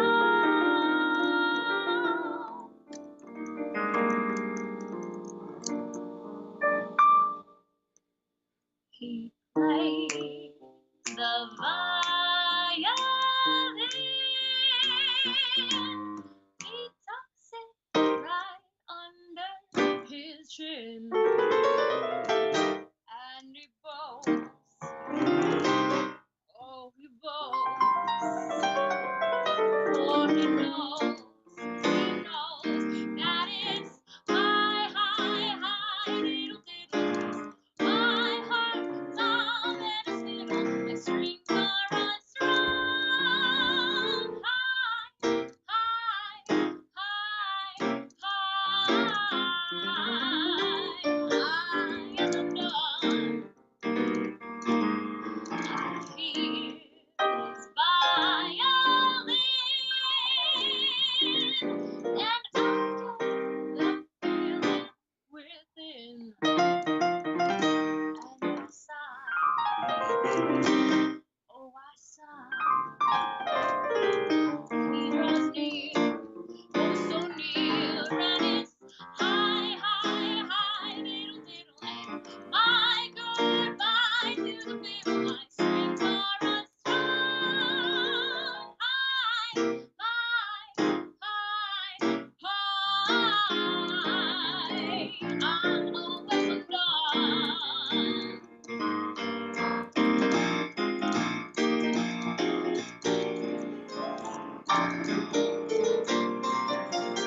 When heaven calls to me, sing with me, no sign of retreat. See, I die, loving bride, loving wife, loving life, for it was I, diddle, diddle, my heart's tongue and his fiddle, and ever will be high, high, high, high through eternity. Plays the violin. Whoa!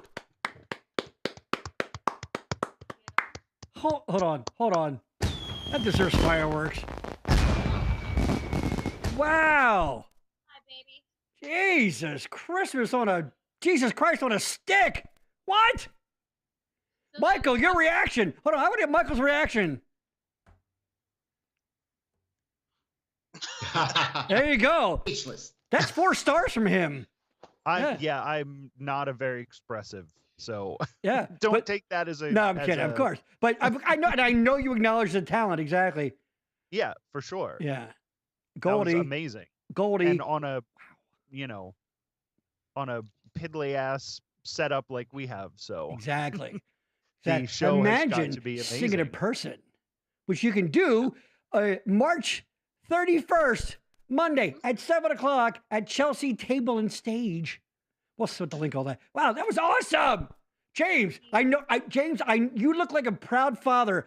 Go, please, Crow. I'm in awe of Chrissy. I really am. I mean, I've known Dan now for over 10 years, and I've always been in awe of him. But, Chrissy and I have just seen each other in passing when, Dan is dropping off. He's like driving me somewhere and from a rehearsal, and Chrissy's grabbing the car from him, and she's dressed out, she's got her little glasses on, and I really didn't know her talent at all until we started formulating a plan for this, and then I started binging her YouTube stuff, and this stalker thing, she can sing.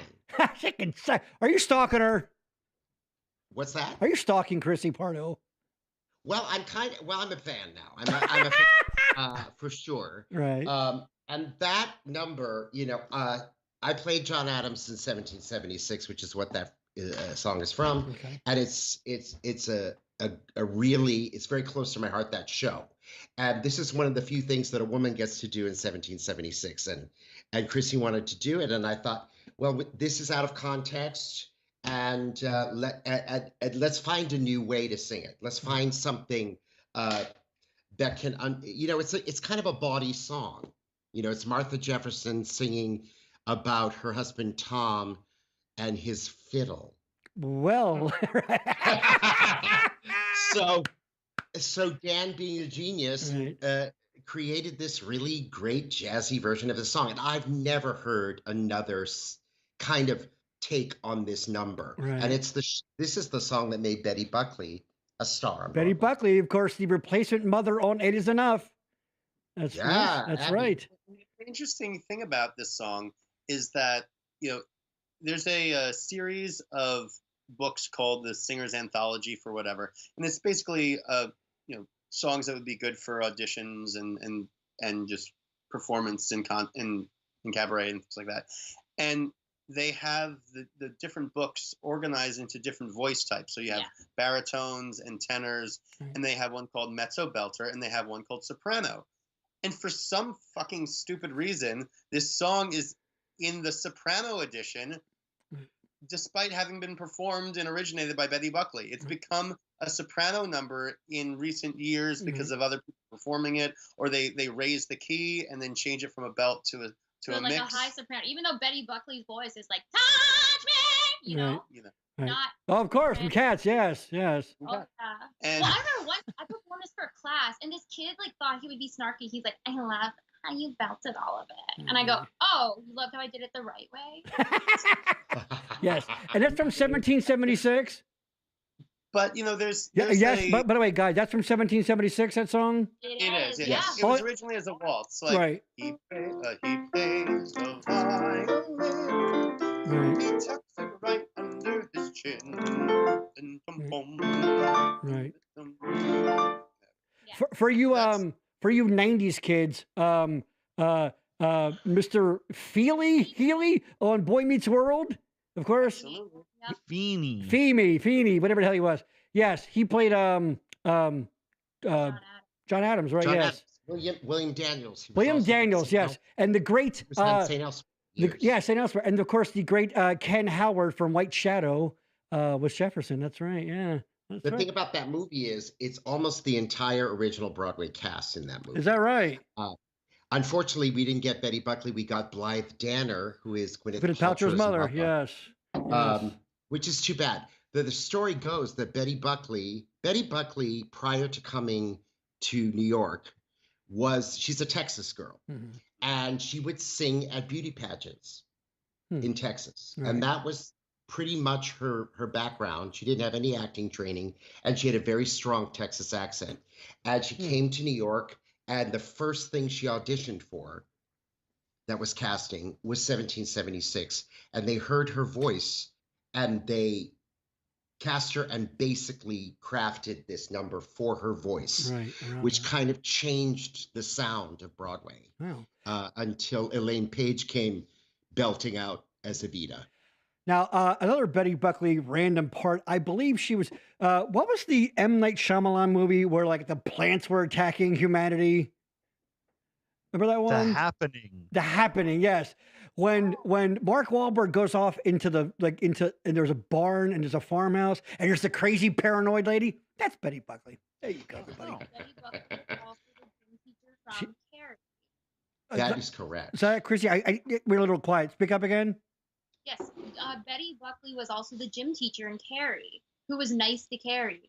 Okay. Like Carrie's so Yes. And then when they made Carrie the musical, Betty Buckley played the crazy Bible thumping psychopathic mother in Carrie. That's awesome. Tracy says amazing. Of course, it was amazing. We're kind of rounding third here. Dan, very quickly, I wanted to talk to you a little bit about your some of your impressive New York and otherwise experience. You were part of, I think, technically you were the music director on Netflix. There's a special from John Mulaney, of course. Now you had prehab John Mulaney, pre-rehab or prehab, you might call it. You know, all I know is he works with you, gets clean. I don't know if you spoke in his ear or whatever. But no, it was a sack. I always get the name wrong. Sack lunch bunch. Bunch. Yes. God. No, that was a really special project. Right. It was with my longtime friend and collaborator, Eli Bolin. I've kind of been his right-hand man for his songwriting before I even moved to New York. I remember I was in college walking to our music building. I got a voicemail from this composer saying that he had a concert of stuff happening at Ars Nova, and he came across a transcription I had done that he liked, and he wanted to know if I could help chart out some songs. And it's 18 years later, something like that. Do you think he knew emailing a college sophomore? I have no idea. Right. But Michael, are you a fan of the John Mulaney?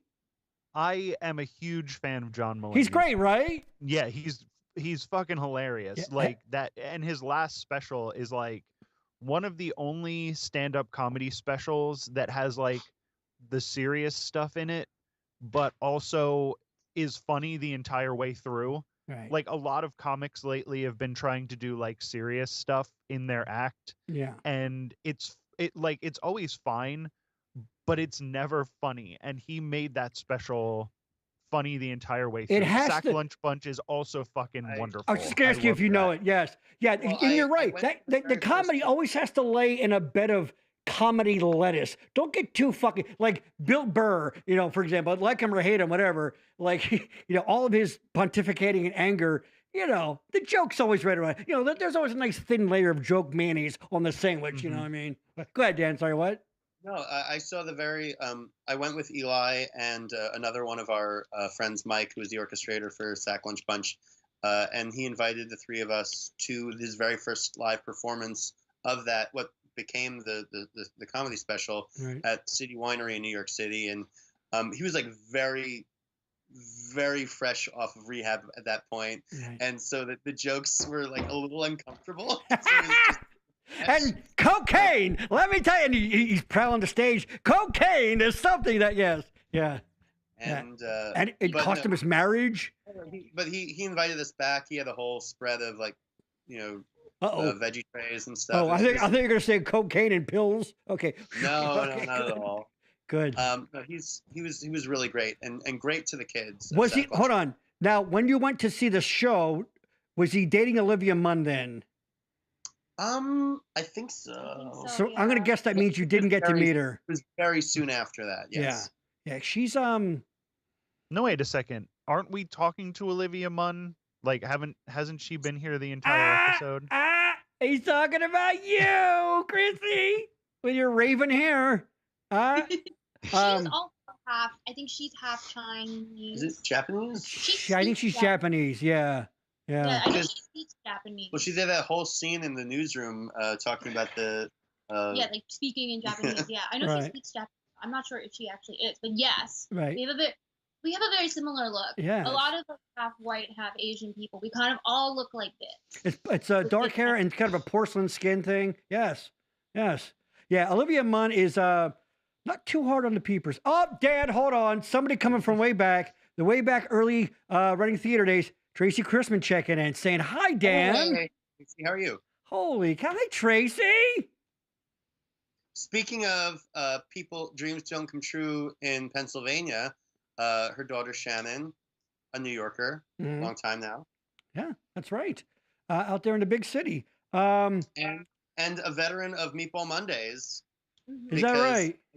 Well, again, the only people who came over were the ones who were originally from Pennsylvania. Now you don't do those anymore, right?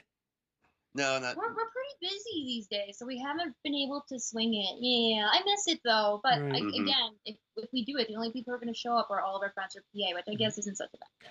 I don't want to. Like I said, we're going to wrap this up soon, and I don't want to go to a whole rant here thing. But and I'll start with you, James. Let's be honest. The state of theater, Back to the Future, the musical, Addams Family, the musical, fill in the blank, the musical. I mean, it's gotten really like Disneyfied, like the whole Times Square. I mean, that's not new of that, but like, be honest, like your thoughts on all that. Like, is theater? I mean, I know we talked about the bounce back from COVID, but like that's kind of why I stopped doing it. Broadway isn't the theater, and I think a lot of people think that. Yeah. That in America, theater is Broadway. Broadway is its own animal. It's and you know, there's always been a relationship between tourism and Broadway, and Broadway brought New York City back in the 70s with Chorus Line and other shows when the city was really in the crapper, and got people to come back to visit New York. So it's important. But as you say, yeah, I mean, there are really two kinds of shows. There's musical adaptations of movies from the 80s. I was going to say, because the Chorus Line is not Addams Family, the musical, you know. No, and then there's the jukebox musicals, which are basically, you know, Michael Jackson's oeuvre and Carole King's music. And I believe they jukebox musicals, they call them, right? Yeah. Yeah. And these are things that have commercial appeal, but every now and then you get something like a Come From Away, which is a beautiful piece about the planes that were grounded in Newfoundland during 9/11, and how these strange the confluence of people coming together. Dan, did Genesius just do that? I don't know if Genesius did that. I feel like someone local did, originally anyway. Yeah. They've just released. Oh well, it came to the latest iteration of the non-union tour came through Philly. Maybe that's what I saw. Maybe I saw an ad for it. Yeah.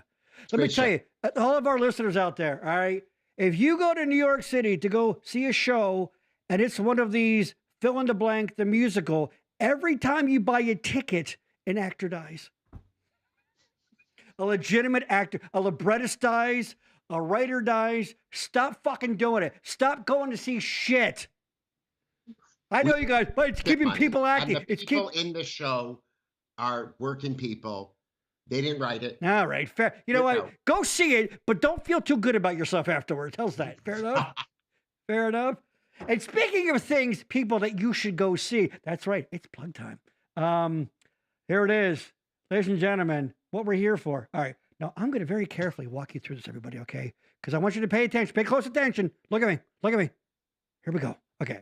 Now, you've got, all right, an Eventbrite. I will put the link to this on the Backroom Show Facebook page. Or you can also, if you go to Eventbrite and you probably, if you type in, because it's one of those long link things, but if you type in Dreams Don't Come True, you'll probably get some sort of, would fill it in. All right. But you'll see this. The lovely Pardos, who I believe took these pictures in an alley in Philadelphia. Is that correct? True. Yeah. Mm-hmm. Those are our engagement pictures from 10 years ago. Oh, hold on. How did it go? Did it work out? I guess so. Yes. Still here. Whoa. Hold on. I guess so. I'm with my wife. Jesus, we're going on 28 years, married like 5. And that's your level of enthusiasm is what I should have. You should still be like, yay, it's great. Uh-oh, Dan. Uh-oh. You got to worry. I'm kidding. You guys are adorable. All right, so there it goes. Dreams don't come true in Pennsylvania, which, by the way, fun fact, not a state, it's Commonwealth. You're welcome. You'll see all this stuff. But here's where it gets important, okay? You see all the date and time, of course. Monday, March 31st. Chelsea table. And there are still tickets available, right? Now the bar area, that's sold out, or we're just not seating there, whatever. I think the bar area is sold out. Oh, So is I it true? think It is, and I'll show you. Okay, very important, people. Are you ready? Pay attention close. See this orange button over there that says "Get Tickets," because you're going to see anything else there. Click on this. Now it doesn't. You're not going to have to pay right away. Whatever. Boom. You go to that. It'll open this up, and there you go. Boom. Got your general admission tickets. All right. Bar sold out, my friends. Sold out. Boom. Yay. Already sold out. If you were hoping to sit there, you're shit out of luck, buddy. But you can still get some general admission tickets. Now, here you go. All you PA people and people from points north, south, east, and west. Live stream. There it is. Boom. All right. Click on that. You go through all the, the usual shit you got to fill out to put your information in. And I guess you'll get some kind of code. Obviously, it hasn't happened yet. But and I'm assuming you will get a link. And I should specify, this is important, Gary. Yes. You can watch it live, but you can also watch it within 24 hours. Yes, I had that written down. Yes. So I have some friends who have their own shows that night or a class or something, and they've gotten live stream tickets too. They intend to watch it late at night or the next morning over coffee. That is true. Good. That's very important. If you happen to you can't miss that. You missed it because you have something going on. You have 24 hours to watch it. And I talked to you, maybe down the line, you'll park it somewhere too, right? Where maybe people can watch it any other time after that. But you're not sure about that, right? You have to work that out with the streamers, right? We'll figure it out. I think. Yeah. Because people die, Dan. People could die, and there's funerals and what. But you know what's not going to die? Chrissy Pardo singing the hits of all the exactly. No, so go, Michael. What? I don't know. I'm vamping here. I'm tired. I didn't eat enough today. So go check out the live stream. Boom. And you'll be watching these wonderful, handsome people directed by this wonderful man down there. So go to that. Again, check the, I don't have it up yet. As soon as the show's over, I will go on the Backroom Show Facebook page. I will put this link. And again, also you can just go to Eventbrite and type in Dreams Don't Come True, and I'm sure it will come up. Anything else people should know about that, either James or Pardo's? It's a beautiful venue. If you're in New York, it's a beautiful, elegant, big room. It's like an old time nightclub setting, and it's very classy and swanky and New Yorky. So that's cool. It's going to be a classy event. Yeah, very speakeasy kind of feel, like old kind of thing, or the structure. No, it's a big, huge room with a giant staircase that comes down into the space, and there's a dais in the middle of the room with the band, and it's a nice night out. Awesome. It's going to be a classy event. Awesome. The Chelsea table and stage, where's it? Here you go. 152 West 26th Street. Oh, that's not too far. That's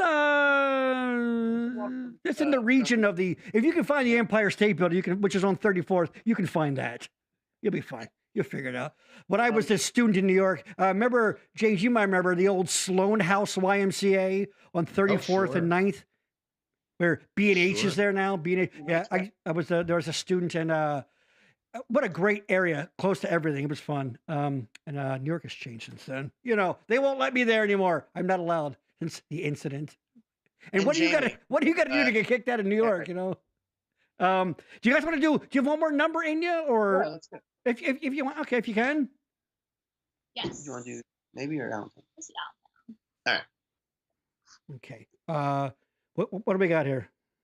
All right, so we plan on closing our show talking about, the hard times that Pennsylvania has sometimes fallen upon. And for me, a personal story about, a big Pennsylvania establishment is that I went to high school in Bethlehem, which of course was home to Bethlehem Steel, who made like every single important building here in New York City, like the Empire State Building made of Bethlehem Steel. Oh, wow. The George Washington Bridge is made of Bethlehem Steel. And then as we all know, in the late 70s, they slowly stopped production and then they closed. And, I feel like a lot of people from Pennsylvania all kind of have a story like that about how, we were promised the American dream and then it kind of went upwards on itself, but we're all kind of still here. And Billy Joel noticed that. There you go. Yeah, and that's what I figured. I was like, this feels very Allentown-y. But you gotta. He started Absolutely. writing a song called Levittown, and he discovered this the plight of the Bethlehem Steel Company. Yeah. And he kind of changed the title, changed his focus. He named it Allentown, which, as you know, is a sister city in the Lehigh Valley. Yeah. But he mentions Bethlehem by name in He does. the song too. Mhm. So we're gonna do basically a straightforward arrangement, just a little bit of a modulation, so we both can sing a melody. And I think my favorite fact about this song is that when Billy Joel first performed the song in Bethlehem in 1982, he actually they like gave him a 5-minute standing ovation, and he turned to the crowd and yells, "Don't take any shit from anybody." Yes. That's his signature end. I love that. All right, here we go. Take it away.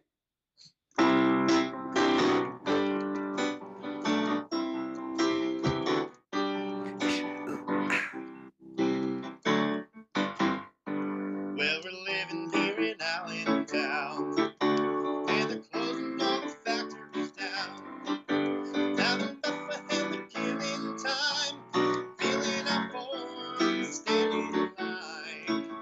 Well, their fathers fought the Second World War, spent their weekends on the Jersey Shore, and the mothers in the USO asked them to dance with the slow.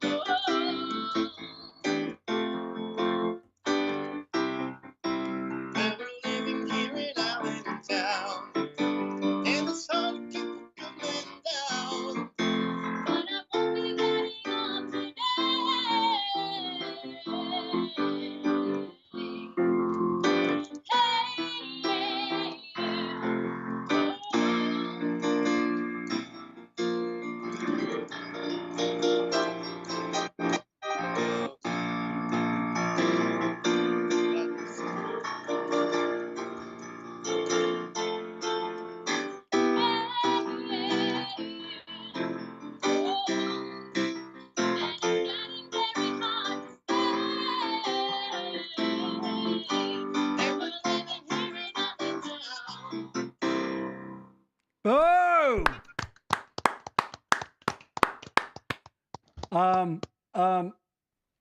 Boom. That part, I'm a huge Billy Joel fan, as Michael likes to like give me shit about. And the that little bridge where every child had a pretty good shot to get at least as far as their own man got is some of the best fucking songwriting. Though that paragraph is so great because it's that talk about universal. Talk about unifying, and you're right. There's something, and I guess we only know what we know where we're from, but there's something so fucking Pennsylvania about that. You know, about the. I just saw the Tom Hanks Robin Wright movie. It's one shot. What's it called? There. Here. Oh, here. yeah. Yes, and it's got a lot of that. It's got a lot of unrequited, didn't quite fulfill the dreams kind of stuff. And that's fucking, it's universal. It's awesome. It's awesome. Michael, do you... Closing the song with this song connects it to the opening with Young Americans, where David Bowie says, you know, we live for just these 20 years. Do we have to die for 50 more? Right. What's the David Bowie quote that's in the beginning of Breakfast Club? Honey, are you still watching? That little script. It's the David Bowie quote in the beginning of that. Anybody know that? No. There's a honey. Get in there. Get in there. I know. The only David Bowie quote I know is the one where he says, "I don't know where I'm going, but I can guarantee you it won't be boring." I like that. There you go. That's awesome. Jesus Christ. One more thing before we go. Right. Okay, it's from Changes. She said. Oh. Okay. It's the universal truth. They hate. I forget how it fucking goes. I don't know. All right. And these children that spit on. Oh. Oh yes. Are a moon to your constellation. There you go. Boom. Where what they're going through. Yes. Thank you, honey. Exactly. That's the little prologue or whatever before the movie starts. All right. This will be a surprise to James and everyone.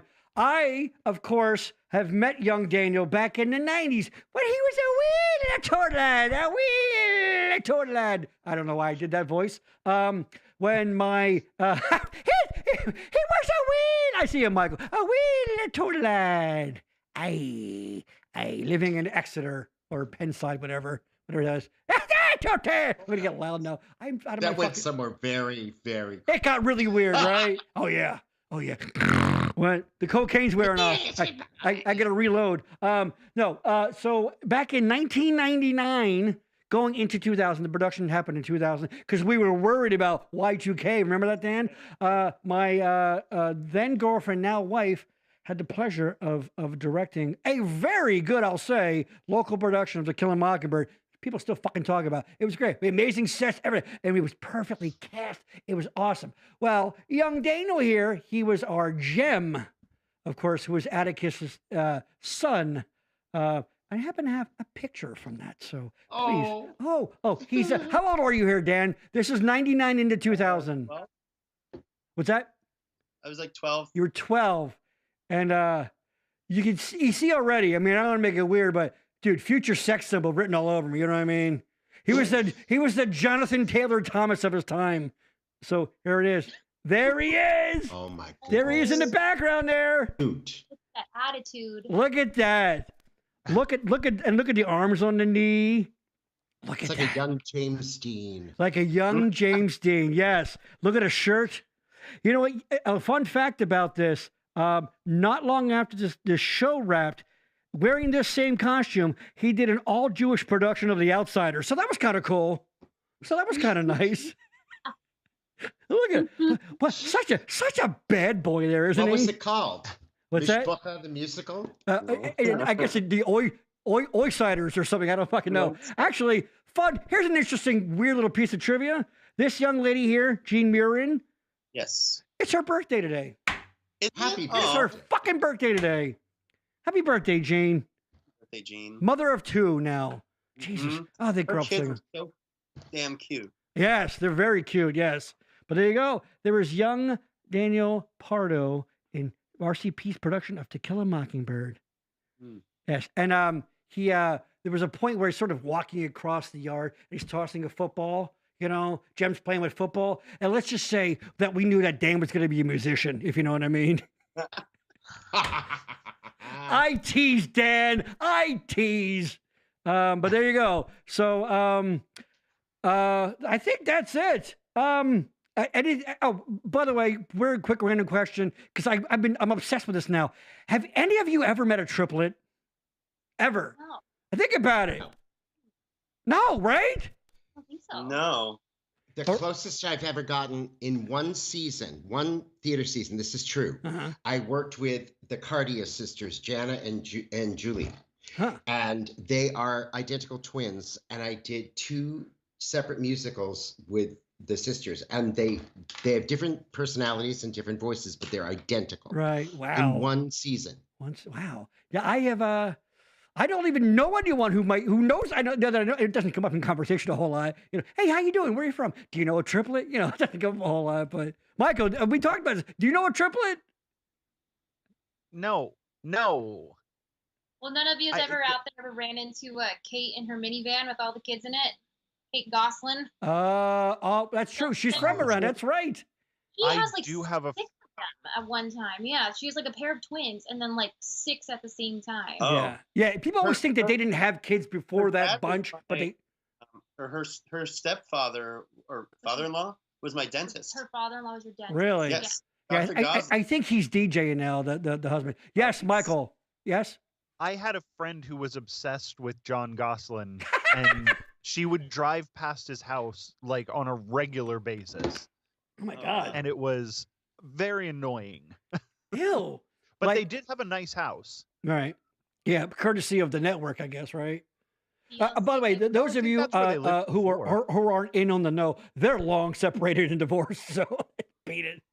He's kind of a knockabout town. He DJs and I don't know, whatever. Goldie once again. Yes, there's a sister trio called Millie who are brilliant.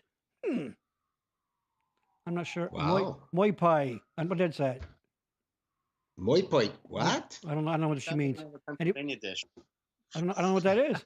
I never heard of it. So yeah, the Gesundheit. Millie. I never heard of him. As Mel, I told you a few weeks ago, I went to school with triplets. There you go. All right. Oh, they are identical triplets. Yeah.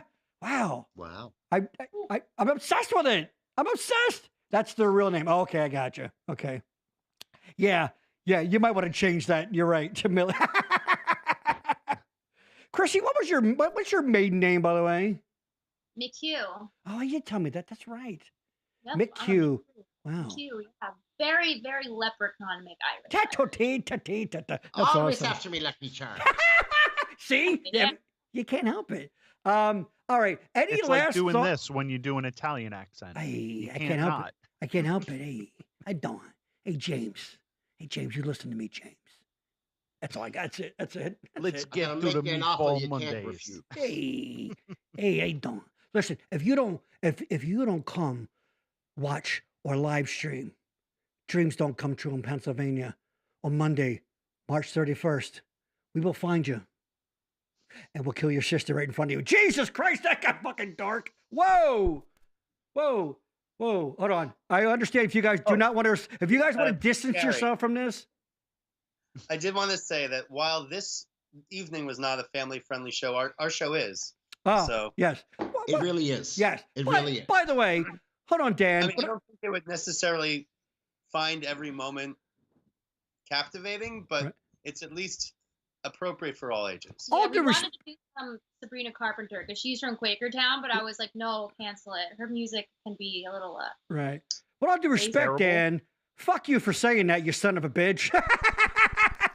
This is extremely family friendly, all right? Fucking weirdos and creeps and loners have families too, you bigot. As far as this show goes, this was a pretty family friendly one. You know what? All kidding aside, yeah, it really was. If we Yeah. do these occasional, we call them pop-up episodes, where we don't have a guest, but we just want to bullshit around. We may have gotten into. It got weird with. Koala Let's just. sex. Wait, yeah, it got weird involving koalas. Let's just say that. It got weird with koalas. Yeah. That's all I'm going to say about that. So you're right. Michael's got a really good point. Compared to most of the episodes, this was squeaky clean. But no, of course, Yeah. your show is fun for the whole family. Well, there you have it. It's going to Even feel like a babies group will of enjoy it. really great, talented friends coming together to make music I and like that. and to celebrate their Right. their beginnings. And the fact that you can enjoy their presence in the comfort of your own home, I can't stress that enough, people. All right, let's cut to that one more time. Besides, any last thoughts, words, things you want to say about the show, other than like Dan thinks this show's so awful and gritty and dirty, and his show isn't. Fucking Mr. Little House on the Prairie over there. I'm kidding. No, what's I something you think want the people to know world about needs it? to get to know Chrissy and her talent, and I think the New York audiences and the New York cabaret community are going to just quell over Yes. Chrissy. And everybody knows Dan as a wonderful music director and arranger, but they may not fully know the extent of his performing talent. And the two of them together are just perfection and authentic, and they love each other, and the love is in everything that they do. So I just think it's gonna be a great opportunity to meet two really gifted individuals who are wonderful as a couple. And the New York theater cabaret scene does need a new power couple. And guess what? Found it. Boom, right there. All right, guys, any final thoughts, things you want to relay about the show? I just hope that everybody enjoys it. And, you know, the thing that makes cabaret is authenticity. And we're kind of living in a time where not only are we lacking a lot of authenticity, it's also not really encouraged either. In fact, Tina Fey went on the Las Culturistas podcast and said that authenticity is dangerous and expensive. So we're hoping to give you some budget authenticity with our show about, you know, how we're really proud of where we came from. We're really excited to see where we're going. And yeah. If some review, one of the local the trades doesn't put authenticity on a budget in their fucking review, they're missing an opportunity. I love that. Michael, what did you learn today? Give us your wrap up, because I know this is way out of your usual area of experience, whatever. But please. I was gonna say that the show seems like it's gonna be a lot of fun, and I'm not usually big on musical theater, but this seems a little bit different than what I normally think of. And that little wrap up that about being authentic and, you know, nobody wants to do that anymore really sort of hit home for me. So I'm a new fan. There you go. I like that. Yeah, that is definitely something you and I have talked about for a while, and you put it into your show, is just trying to be authentic and put out your real self. Whoever, you know, you're going to have your people that get it, some that go, that's not my thing, whatever, but find your fucking village, right? And that's what I love about, you know, the idea of cabaret, because I don't want to say it's not the land of misfit toys, but it's maybe land of misfit toys adjacent, where it's just people, like James, you said it perfectly, like it's almost like, let's put on a show, friends just coming around and just enjoying each other and just having fucking fun. And Chrissy, like you said, authenticity, you know, and we need a lot of that. We need a lot of love and authenticity right now in this stupid fucking world where goddamn Larry the Cable Guy is going to open up for Kid Rock at the Kennedy Center Honors. What the fuck, everybody? What the fuck's going on? All right, sorry. Support live music. Support live need theater. Intimacy and the human connection, and we need to come together and enjoy great music and celebrate together, you know. I love it. People who make music, because I'm in awe of these people and musicians in general, and these are two of the best. Oh, and we may have lost them. It got green. Actually, now's a good time. So see them on March 31st. There you go. Denise, you're amazing. Can't wait for the show. Yeah, we'll be watching. Pardo, can you still hear me? Yeah, we can. That's all right. You know what? Actually, it's a good time. We're going to go out anyway. So one more time, everybody. Eventbrite. Let me just go right to the thing itself. There you go. Go to Eventbrite. And again, I will put the link to this on the Backroom Show Facebook page. You have the amazingly talented Dan Chrissy Pardo, directed by clearly my new best friend, James Beaman. Clearly, we're best friends now, right? Like we exchange cards and shit now, right? Oh yeah, it's fate. Yeah, you are now in the inner backroom circle. You might not like it. It might be kind of weird, but you know, I've been in the back room before, but it was a very different. I see what happened there. It was the late '80s. There was a health scare involved. You know.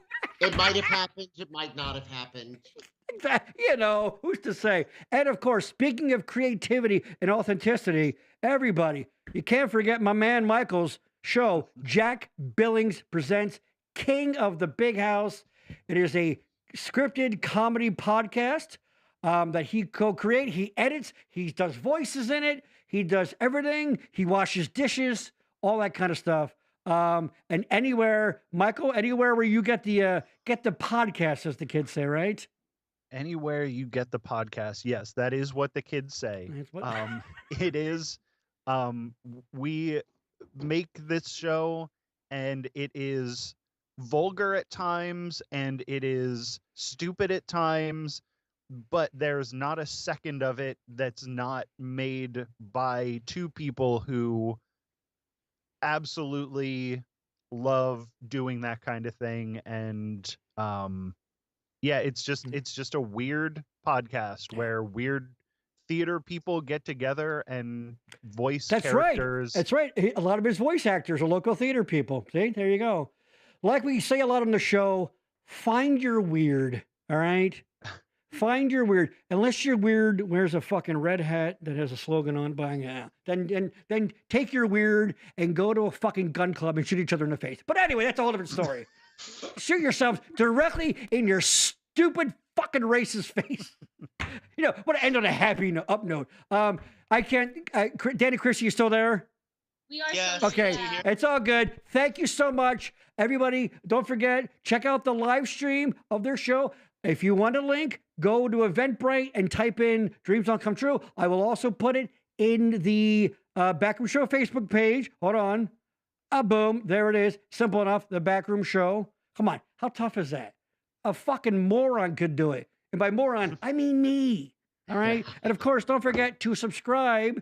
James, I know you're not subscribed to our YouTube channel. So when you're done here, you son of a bitch. By the way, go Sox. Go Red Sox. Don't be a stranger. Don't be. There you go. James is from the Boston area, so go Sox. I like the Sox. I'm from Boston. Boston. That said, everybody, thank you so much. We'll be back in 2 weeks with our pal Kimmy from Vuja Ye.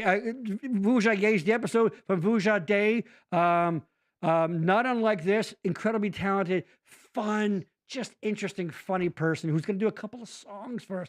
And she's been on before, and she just blew the doors off of the place. Dan and Chrissy, thank you so much. James, thank you so much. You're freaking awesome. I'd like to consider you a new friend.